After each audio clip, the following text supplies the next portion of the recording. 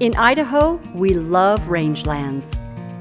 From stewardship to education, people from all walks of life in Idaho work hard every day to nurture and improve Idaho rangelands. In our state, rangelands are a big deal. They occupy over half of our landscape and provide habitat for more than 300 wildlife species. Idaho ranchers have a close relationship with nature and wildlife. Working in the land every day, they often see ways to improve things. For example, Owyhee County rancher Chris Black created new water ponds on his ranch to improve habitat for wildlife and livestock. I wanted to create the meadow habitat because water is so scarce in the West, and water is critical to life. So if I can create a meadow habitat, I can create a place for sage grouse to come in, pronghorn to come in, all wildlife to use, plus my cows have a habitat they can use. So it's good for everything in the system. Conservation pros from multiple agencies assist with cost-share funding and engineering. In southeast Idaho, rancher Jay Wild restored beavers to Birch Creek by working with stream restoration experts from Utah State University.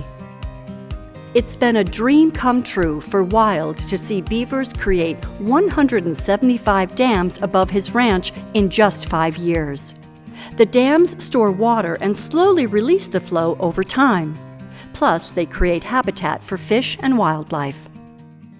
It's been so fun to watch all the changes. So many things have happened, positive things have happened that I didn't even dream of. Now, Birch Creek flows an average of 42 more days per season, benefiting livestock and wildlife. Recreationists in Idaho love Idaho's rangelands. Thousands venture into our public lands to go four-wheeling, hiking, biking, hunting, fishing, and whitewater boating. All of those people enjoy the full complement of ecosystem services when they visit. The Idaho Rangeland Resources Commission's Care Share Education Outreach Program gives tips to recreationists so they understand how to coexist with multiple uses on rangelands and leave no trace when they visit. That's our beautiful forest, and there's probably inescapably important to keep it clean and nice. Public education about Idaho rangelands is robust in Idaho. IRRC produces educational materials about Idaho's rangelands for K-12 public schools.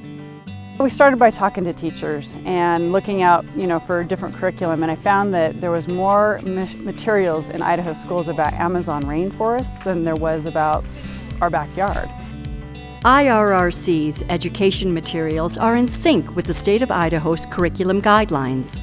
Storylines for lesson plans are led by a border collie named Sage.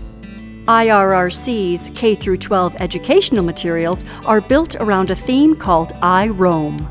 A mobile educational I Roam trailer travels to schools and events for kids to engage in hands-on learning. IRRC educational field trips do the same. So we use the Rangeland Commission materials a lot in our education and outreach programs at the University of Idaho. One of my favorite opportunities that we've had recently is actually going into a middle school that has a lot of refugees, and it was in an English class, and we were able to talk about wildfire and invasive weeds. IRRC's award-winning Life on the Range video series is used as a learning tool at the K-12 and college level. Over 80 videos are available for teachers and the general public about a wide range of rangeland topics. A lot of my friends on social media, for example, don't have a clue about some of that stuff, and it's opening eyes that were not open to those issues before. At the college level, the Rangeland Center at the University of Idaho focuses on research projects that help solve resource conflicts. Jim Sprinkle led a water quality study in the Mink Creek area to understand why there were high E. coli levels in the stream. Was it cattle, dogs, or humans? They used DNA analysis to determine the outcome. Turns out it was humans, careless campers. That gave the U.S. Forest Service new information that they could use for future management of the popular recreation area.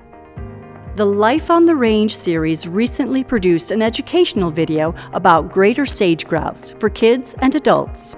Sage Grouse 101 provides important background for students and adults about these mysterious critters that depend on sage steppe habitat for survival.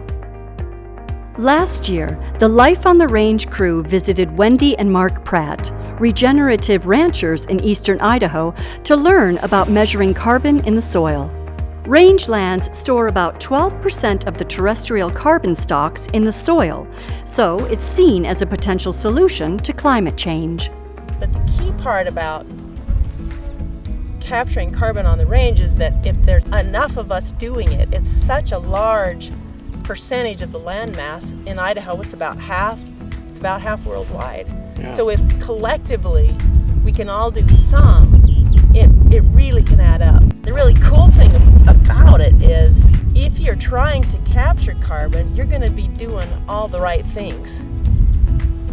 You're going to improve the water holding capacity, you're going to improve biodiversity, you're going to lessen erosion, both wind and water, and you're going to have more production.